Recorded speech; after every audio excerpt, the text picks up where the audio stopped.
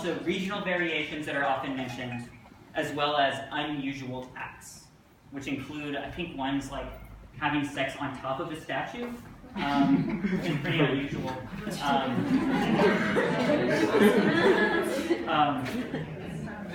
And then there's also, and so for example, one of the regional variations is anal sex, which is it's attributed to people of the South. And so the way that the text sort of frames this is that here's how, like, here are what are the accepted ways, but then given where you're from, different strokes for different folks. Sometimes literally, like with sexual strokes. So again, just to highlight, just to go over typology, what makes a system of knowledge a science or a shastra is descriptive exhaustiveness. And that's sort of one of the prerogatives of this text. And tying it back to the origin of the text, with Brahma giving 100,000 chapters that are then condensed, the idea is that that exhaustiveness of the 100,000 chapters is somehow maintained through the distillation and the transmission. Also to think about is the importance of numerology in this text, where all of the numbers have a sort of cosmic resonance in terms of Hindu tradition. Like 64 arts, you have like the 10 different types of acts that you can perform that sort of correspond to the 10 chapters of the Rig Veda, and so on and so forth. So this is sex. What isn't sex? We can sort of think of sex here as a collection of typologies. What is sexuality? Or how do we think of sexuality in this text? And as always, thinking about how sexuality is presented, our goal as a sort of an active reader is to think about how those categories either overlap, contradict, or slightly challenge or push our conceptual categories. So one of the breakdowns is you have heterosexuality, you have homosexuality. Within homosexuality, you have different types. For example, there's a difference based on whether a homosexual act it's like a one-off thing, or if it's something that happens habitually. And so, for example, someone who is, here we go. So if women are in a harem and cannot find men, so this is a case where they have no one to release their sexual energy with, we're told that they dress up a foster sister or girlfriend or servant girl like a man, and relieve their desire with dildos or with bulbs, roots, or fruits that have that form. And this, in a way, is framed not as a homosexual act, or here the term that they use is napumsaka, or sort of a third form, or like a neuter form. And there's sort of three genders in Sanskrit language, where you have the masculine, the feminine, and the neuter. And so it's like this third space that encompasses both sexuality and gender. And that's sort of how they think of people who do not accord with sexual propriety or whatnot. And so we have the one-off versus the habitual. We also have a difference in attitude towards whether someone is, you could say, the agent or the patient of a homosexual act, which is like, it's like, for me, I read that, I was like, what? And so, for example, if a man is receiving oral sex from another man, the guy who's receiving the oral sex is not said to be of a third nature. It's the person who is performing the oral sex. Which I was like, I don't think that's not how I think it works. But that's what the text says. And the question is, what does that mean? Or that's what I'm thinking. This is also, we shouldn't forget this book back that I found, where this is an advertisement for not the Cosmo Kamasutra, but for a handy card deck that has been turned into, so you can have a portable version, including the 12 special bonus lust lesson cards. Yeah, so sexuality. Oh, here's a great photo of Kama. Thinking about how gender is represented in the Kama Sutra, where you have, of course, a biological distinction between genders, But then you also have, and this was for me like a very mind-blowing thing, you have gender as a role-based social construct. So for example, the way this is, a quote that captures this is, "By his physical nature, the man is the active agent and the young woman is a passive locus. The agent contributes to the action in one way and the locus in another." So this is sort of familiar, thinking of like, oh, like a male role as being like the aggressor, the person who's being rough, whatnot, and then you have like the female as the recipient. You have descriptions of like the male says, let's see if we have another one. "The man is aroused by the thought, I am taking her, the young woman by the thought, I am being taken by him." So this is a familiar thing. It's sort of encoded, I would say, maybe encoded rape mentality into gender roles. But the crazy thing is the specific language that is used to describe the roles, where you have the agent and the locus, which these are specific terms that are used in Sanskrit grammar. And Sanskrit grammar is sort of seen as like, it's known as the queen of the sciences.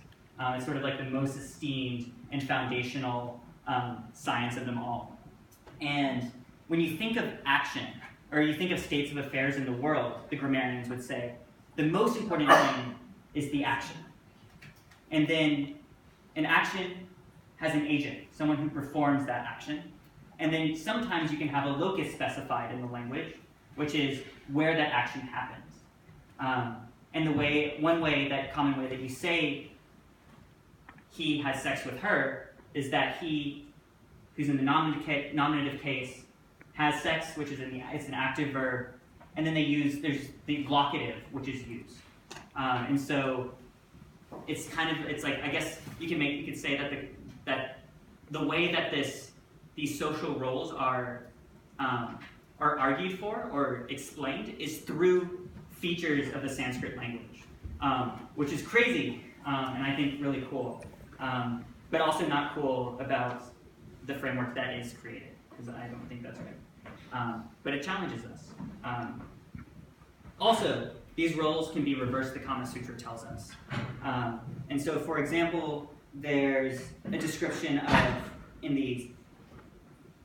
in book 2, so in the sex book, there is an account of, there's a subchapter in which the woman playing the man's part.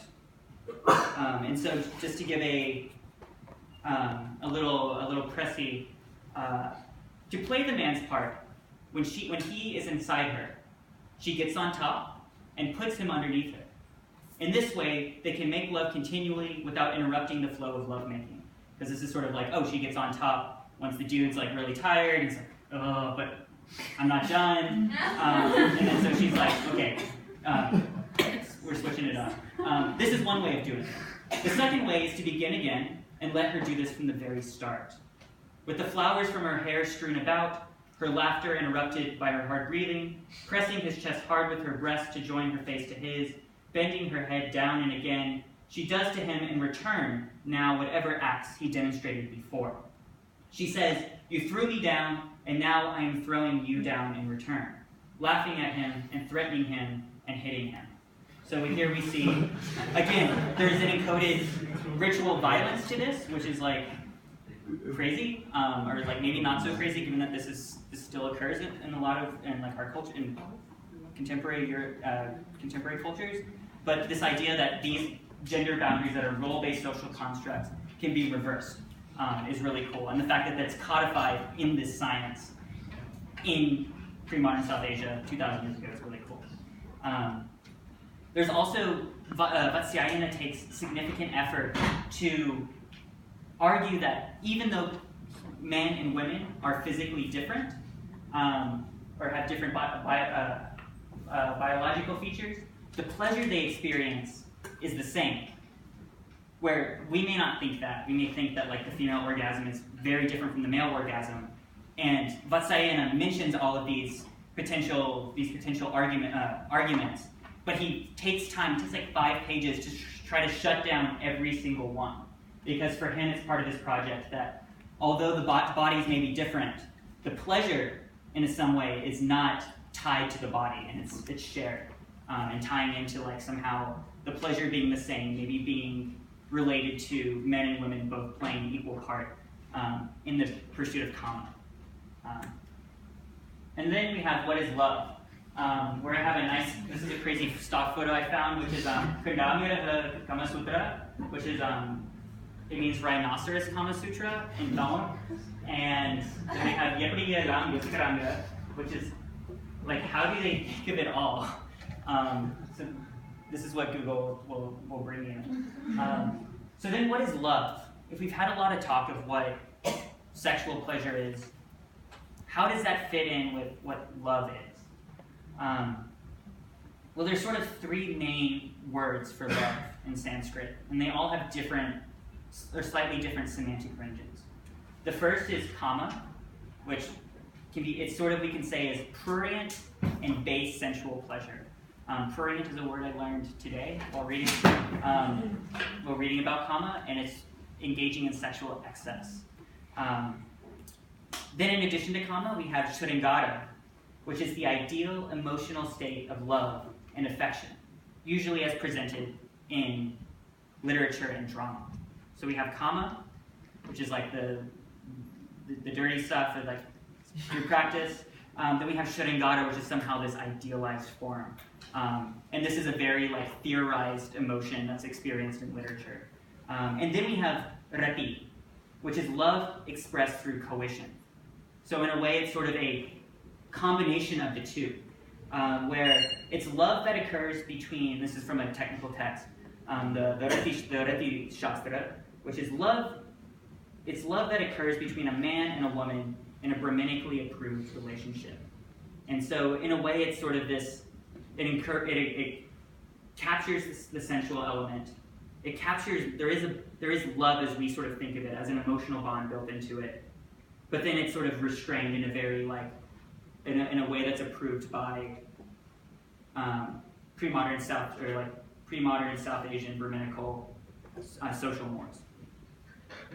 You could also say that of the three forms of love, the first aims at physical pleasures, the second at emotional sentiment and feeling, and the third, on the one hand, at the combination of both emotional and physical satisfaction, and on the other, at procreation, domestic tranquility, and furtherance of the status quo.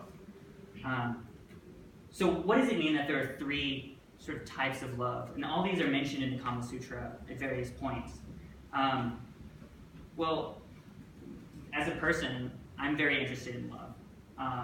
And I often think about what kind of love is an ideal form of love.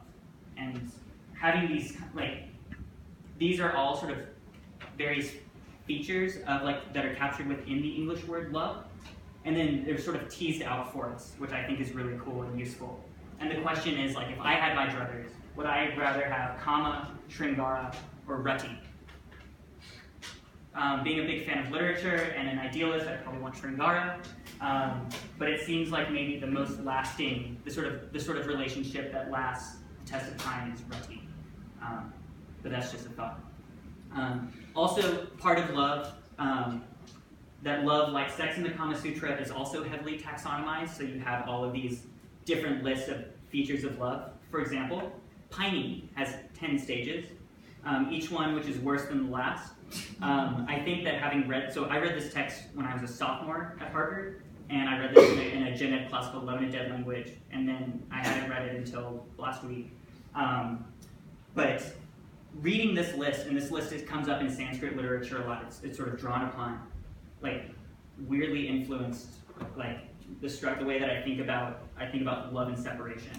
And so the 10 stages are longing, pondering, remembrance, praising, agitation, babbling, madness, fever, torpor, and finally death. So if you're really hardcore and like if you're really pining after someone you truly love, maybe you'll even love to death in a way. So thinking of conceptual categories, we have sex, sexuality, gender, and love. These are all terms that exist in English, and they all have their own ranges of meaning. And Sanskrit, in a way, can challenge that. And I think there's something to be gained. So before we move on and close for questions, I have a final quote from the Kamasutra. And